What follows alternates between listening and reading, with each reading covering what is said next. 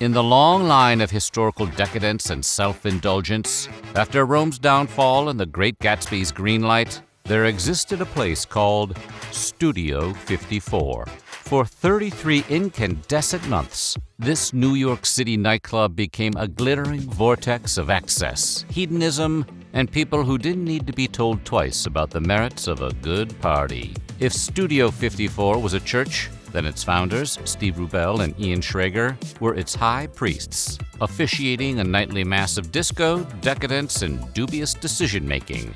So, today we're opening the VIP room to some of the craziest stories about Studio 54.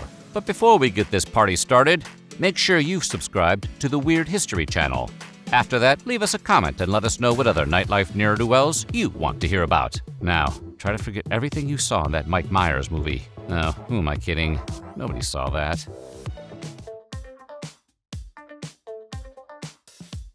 Studio 54 opened its doors on April 26, 1977, with all the subtlety of a confetti cannon aimed at a wedding cake. Traffic on 54th Street stopped entirely as hordes of would-be revelers clamored to get in. Inside, the music throbbed, the drinks flowed, and the drugs cascaded with the enthusiasm of a malfunctioning piñata. Studio 54 was a labyrinth of excess, with every room a party room and every surface a dance floor, or illicit meeting place. The architecture itself was a metaphor for the club's ethos: bold, unapologetic, and very good at keeping secrets. As Richie Notar, a busboy turned chronicler of Studio 54's heyday, put it, "You wouldn't believe the things these guys used to find. Jewels, pills, money, cashmere scarves, a camera with an ounce of coke in it." And he didn't mean soda pop. Singer Grace Jones, who spent enough time in Studio 54 to qualify as part of the furniture, recalled the infamous basement, a dimly lit wonderland of mattresses where celebrities descended for more intimate escapades. Upstairs, the Rubber Room offered similar opportunities for exploration, with walls designed for easy cleaning. If you just asked, cleaning what? The answer is yes.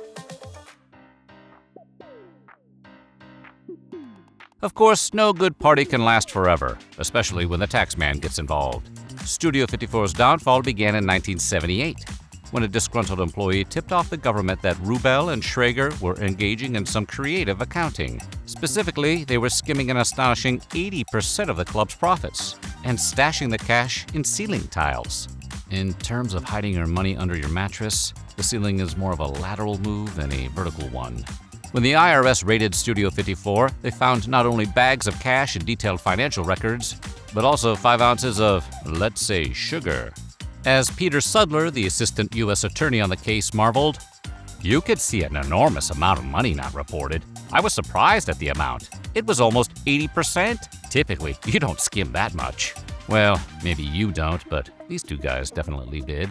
Rubell and Schrager's party ended in 1980 when they were sentenced to prison, leaving the club in the hands of new owners who valiantly tried to keep the glitter ball spinning. But it wasn't the same. Studio 54 had burned too brightly to last, and the specter of the AIDS crisis soon cast a long shadow over the carefree excesses of the disco era.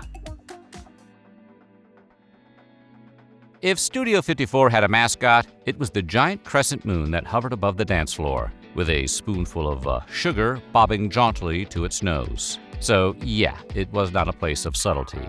Poppers were practically passed out with the napkins, and cocaine was as ubiquitous as sequins. Owner Steve Rubell reportedly kept Quaaludes on hand as party favors, and his successor, Mark Fleischman, greeted celebrities with gold straws and $100 bills rolled tighter than a 1970s perm. Again, you left your subtlety in the cab out front, or even further away if you rode up in a limousine. Yet for all the tales of substance-fueled debauchery, not everyone remembers Studio 54 as a den of iniquity.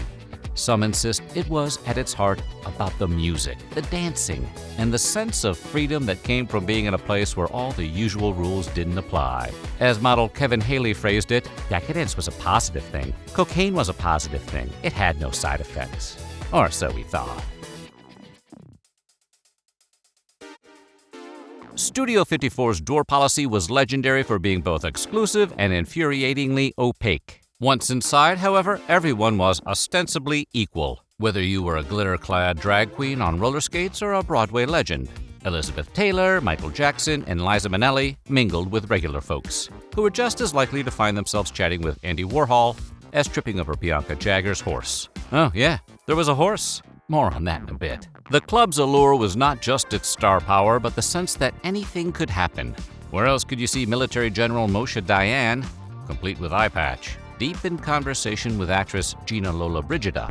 Okay, maybe not the best example in 2025, but trust us, it was weird. It was a place where worlds collided and where, for a few hours, everyone could forget who they were supposed to be. To outsiders, Studio 54's facade resembled a fortress palace of pleasure, guarded by a teenage Cerberus named Mark Benecke. The tales of human ingenuity in bypassing his velvet rope are legend. People attempted to bribe Benecke with cash, substances, and propositions so scandalous that if we even tried to describe one, this video would instantly delete itself. One enterprising individual allegedly mapped out subway tunnels as if he were planning an underground heist on par with the Italian Job. Others preferred a more Mission Impossible approach, scaling neighboring buildings like urban mountain climbers equipped with ropes and carabiners, only to find themselves tangled in barbed wire and unceremoniously pancaked onto the concrete below, like they were trying to scale the Berlin Wall. There's even a rumor that someone perished in the air vents while trying to crawl their way inside, black tie and all, leaving behind nothing but the pungent odor of ambition gone awry. Truly, Studio 54 was a place where dreams took flight, and often so did partygoers, right into the nearest paramedic stretcher.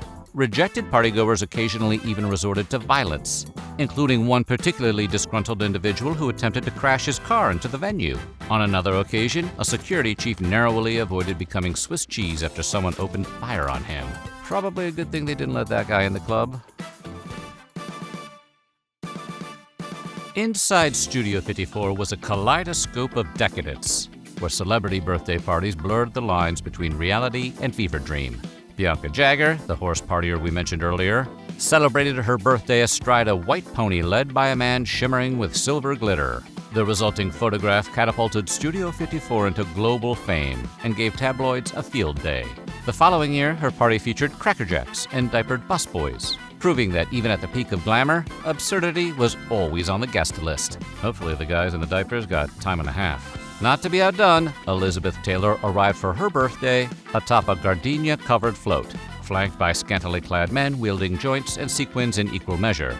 In other words, Studio 54 was the place where you could get into a birthday war with Liz Taylor. Studio 54 didn't just host parties, it orchestrated spectacles. Halloween parties, for instance, transformed the club into a haunted mansion where ghouls leapt out at unsuspecting guests. And New Year's Eve might feature Grace Jones serenading attendees while boys on leashes prowled the perimeter. Even Valentine's Day turned into a surrealist painting, complete with picket fences and flower beds, where romance was less about love and more about whether your costume was deemed sufficiently avant-garde to gain entry. But not every themed night was a success. Dolly Parton, arriving for her farm-themed bash, reportedly balked at the sea of humanity pressed shoulder to sequined shoulder, and didn't really care for the decor, complete with haystacks, donkeys, and mules. She eventually retreated to the balcony, though reports were unclear whether or not Jolene stayed on the dance floor. Perhaps the crowning jewel in Studio 54's crown of chaos was the end of modern-day Gomorrah farewell party. Co-owner Steve Rubell and Ira Schrager, facing prison for tax evasion, decided to go out not with a whimper, but with a Diana Ross-led bang. The night was a blur of weeping celebrities, a glittering Liza Minnelli performance, and a snow-blind Rubell shouting declarations of love to his 2,000 guests from a raised platform.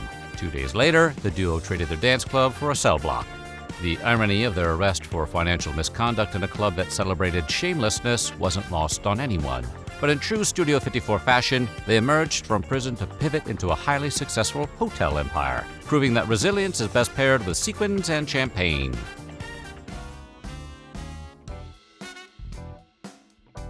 Studio 54's downfall was as dramatic as its rise, with the IRS playing the ultimate buzzkill. By the time the final strobe light flickered out, the club had become a symbol of the very decadence it once celebrated, a monument to hedonism toppled by its own excess. In the end, Studio 54 wasn't just a nightclub, it was a social experiment. It was a place where the absurdity of human ambition clashed headlong with the absurdity of human vanity, and where every night felt like the end of the world in the best possible way. As Grace Jones put it, Studio 54 offered a self-indulgent, excessive, even amoral form of freedom. It was, in its way, a temple to the chaos and creativity of the human spirit, a reminder that sometimes the best stories are the ones you can't quite believe actually happened. But even in its heyday, Studio 54 had detractors. Chic's Nile Rodgers and Bernard Edwards famously turned their rejection into a triple platinum anthem, Le Freak, capturing the bitter taste of exclusion with a funky bass line. Others, like Bianca Jagger, later expressed disdain for the club's cultural legacy. "I wish it never existed," she stated, proving that even icons of the disco era can suffer from severe cases of party regret. Her horse was unavailable for comment. So what do you think? Could you have handled hanging out at Studio 54? Let us know in the comments below, and while you're at it, check out some of these other videos from our weird history.